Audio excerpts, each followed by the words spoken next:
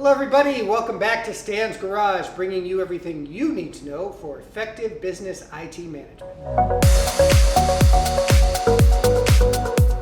So, when we teach individuals to avoid falling victim to phishing scam, we normally advise them to check the address bar for suspicious domains like google.domain.com or ones that substitute letters like Google with a couple of zeros instead of O's. But what if I were to tell you that someone figured out a technique of phishing passwords that didn't rely on these telltale signs? Nice. Well, in this video, let's dive into this new phishing site and technique that is apparently tricking even the most experienced users. Yep, that includes you, buddy. Come on, I'll tell you what's going on. Okay. The technique in question is being called BitB, which is short for browser in the browser.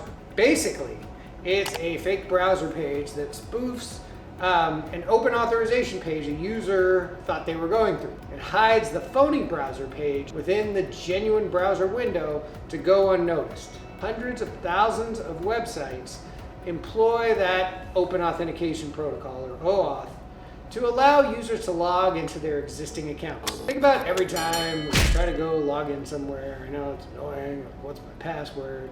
Gotta log in again. I don't know.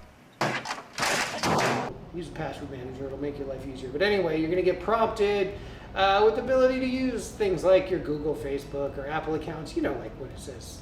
In theory, this method of logging in is supposed to mitigate the time it takes to make a new account by giving you the option to use an existing account. That OAuth page then takes care of the rest of the process. BitB exploit taking advantage of people's trust in this process. Like, look at Canva, for example. The content editing platform allows users to log in using any of these three common accounts, like Google, Facebook, or Apple. You probably have one, and you say, sure. Let's say you pick Google, you say sign in with Google. Another browser window pops up, and you'll type in your Google credentials. Well, the problem is, if you're not paying close enough attention, you won't be able to tell the phishing attempt is already in progress. As a user, you always expect a window like this to pop up for you to put in your information. Now, that OAuth protocol is supposed to be a secure method of ensuring that only Google is going to receive that password, pass it on to a website like Canva, and not make you create a whole new account.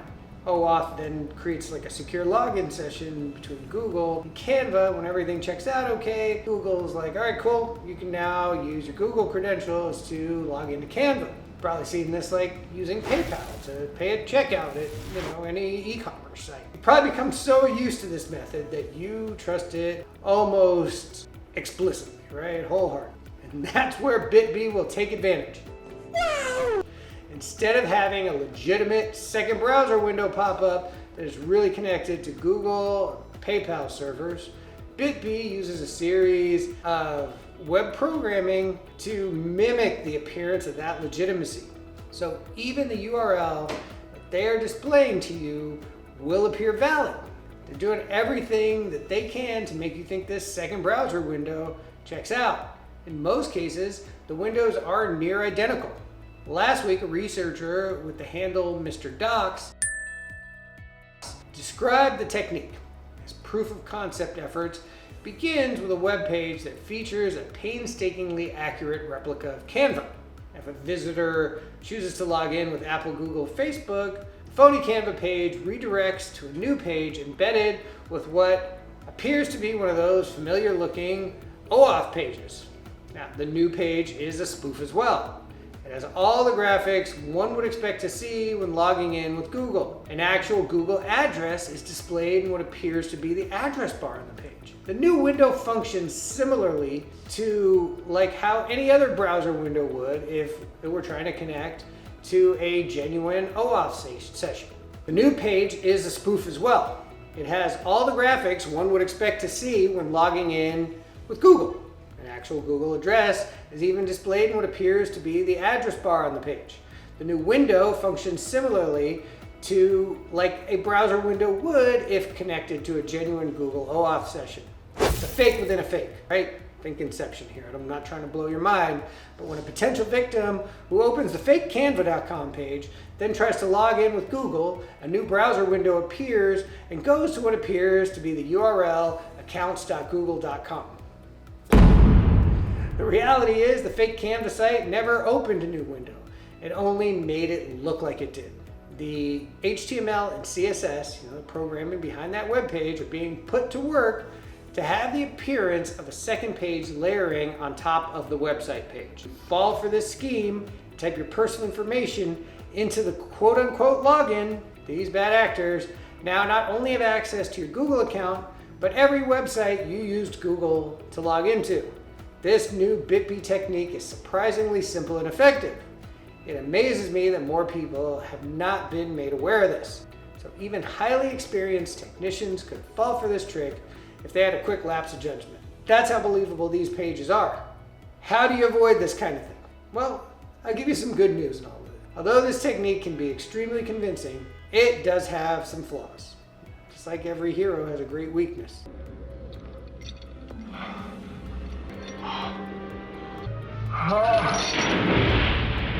There are a few weaknesses in the method that gives us tech-savvy folks a way to detect it.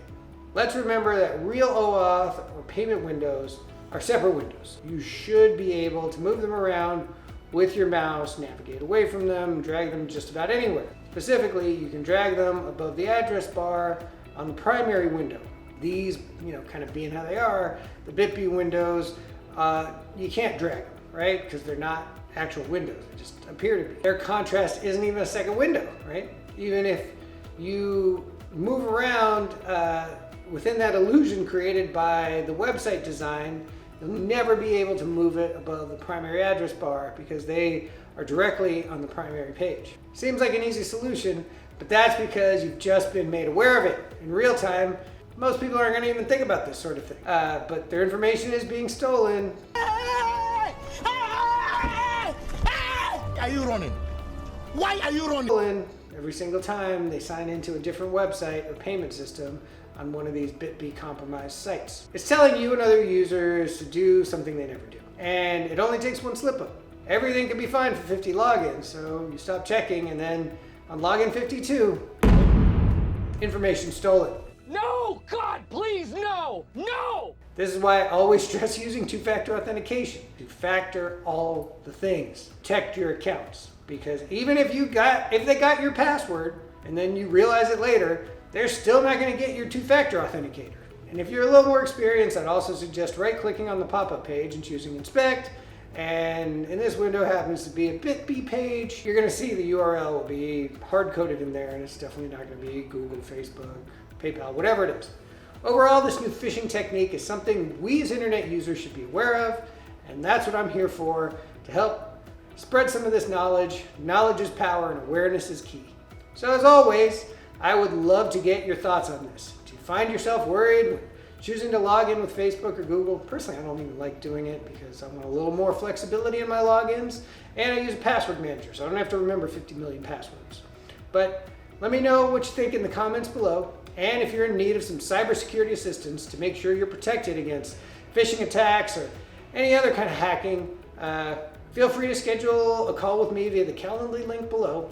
Thanks for watching. Please like and subscribe, and I will catch you on the next one.